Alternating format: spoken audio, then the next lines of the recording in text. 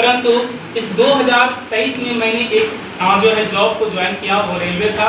परंतु जब यह मुझे अच्छा नहीं लगा, मुझे पठन पाठन ही अच्छा लग रहा था, इसी वजह से मैंने क्या किया, उस जॉब को रिजाइन कर दिया और पुनः मैं उसी चीज़ में संलिप्त हो गया और आकर मैं पढ़ाने लगा।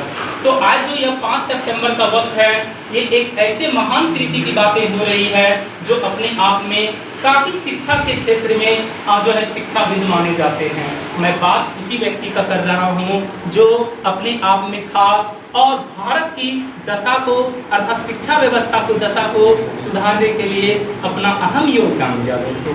तो आप जैसा जानते हैं कि 5 सितंबर जो है 1888 को एक ऐसे महान राजनेता, शिक्षाविद, कलाकार का जन्म हुआ जिनका नाम सर्वपल्ली राधाकृष्णन जी था। और इनका जन्म जो हुआ था वह तमिलनाडु के एक छोटे से गांव में जिनका नाम है जो है तिरुतानी, वहां पर उनका जन्म हुआ था। ये कला के मोहताज नहीं थे, बल्कि अपनी कलाओं से, अपनी शिक्षा से देश दुनिया में, पूरे विश्व में अपने कीर्तिमान को, भारत के तिरंगे को परचम की तरफ फहरा दिया दोस्तों। जैसा कि आप जानते हैं ये बहुत ही गरीब जो है घर से जो संबंध रखते थे, एक ब्राह्मण फैमिली से संबंधित थे, लेकिन उन्होंने कभी भी उन गरीबी को अपने जीवन में आड़े नहीं आने दिया। तो ऐसे व्यक्तित्व के चरित्र को समझकर, सुनकर और सीखकर हमें यह भी प्रेरणा लेना चाहिए जीवन में कि जितनी भी रोड़े हो जीवन में, जितनी भी कठिनाइयां हो, उसका समस्या का हल जरूर होता है, बस चलने वाला चाहिए। मंजिल दूर नहीं होती, मंजिल दूर नहीं होती यदि आपकी आत्मशक्ति मजबूत हो। यदि आपका आत्मशक्ति मजबूत होता है दोस्तों, तो किसी भी बड़े से बड़े सफर को यूं ही किया जा सकता है। सिर्फ इंतजार रहता है तो उस वक्त का, उस समय का और आपके मनोबल का। तो आपको मैं एक छोटा सा कहानी भी सुनाना चाहूंगा इस दरमियान। देखते हैं दोस्तों, एक माली जो होता है वह बराबर क्या करता है, वह अपने वृक्ष को या पौधों को जब वह लगाता है तो उसे जब तक वह युवा माचिस और मिठाई वाला पन्नी में बच्चे की भांति, एक पुत्र की भांति उसे पालने का कार्य करता है। उसे जो जो चीजें हैं, जब चाहिए, जिन चीजों की आवश्यकता है, वह माली उसे देने का कार्य करता है। आप भी जो है एक शिक्षक को उस माली से तुलना कर सकते हैं। ऐसे तो यूं कहा गया है कि शिक्षक इस प्रकार का शिल्पकार होता है जो हमेशा और हमेशा खुद अंधेरे में रहता है, परंतु उस बच्चे को, उस छात्र को, उस समाज को, उस देश को, उस दुनिया को उन ऊंचाइयों तक पहुंचाता है जिसकी कल्पना कोई और नहीं कर सकता है। जितने भी इंजीनियर हो, जितने भी वैज्ञानिक हो या जितने भी महान कीर्तिमान आदमी हो, वह सभी को वहां तक पहुंचाने का जो कार्य होता है दोस्तों, वह केवल और केवल शिक्षक ही कर सकते हैं। इसलिए जो है जब बात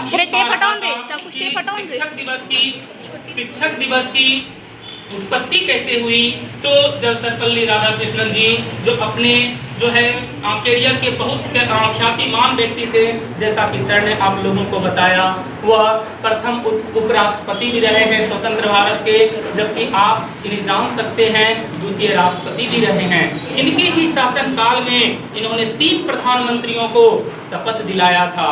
ये ऐसे व्यक्तित्व थे दोस्तों जो शुरू में तो इनका इंटरेस्ट जो था वह केवल और केवल साइंस और मैथमेटिक्स में था। दो हमको इनके साथ छोटी सी घटनाएं घटी।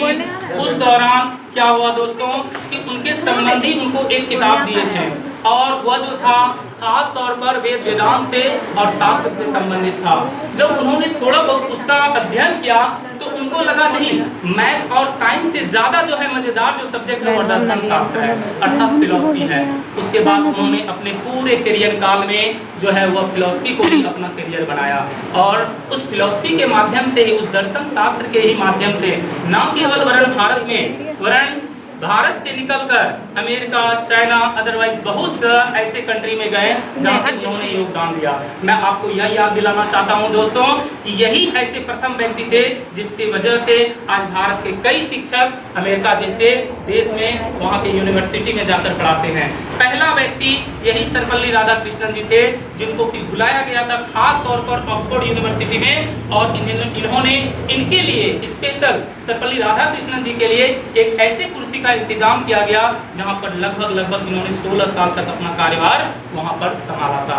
भारत में कई ऐसे क्षेत्र हैं, जैसे आप बात कर सकते हैं कोलकाता का, दिल्ली का, काशी हिंदू विश्वविद्यालय का, तो और आंध्र प्रदेश का, इन सभी जगहों पर यहाँ के विश्वविद्यालयों में इन्होंने कुलपति के रूप में भी कार्य किया।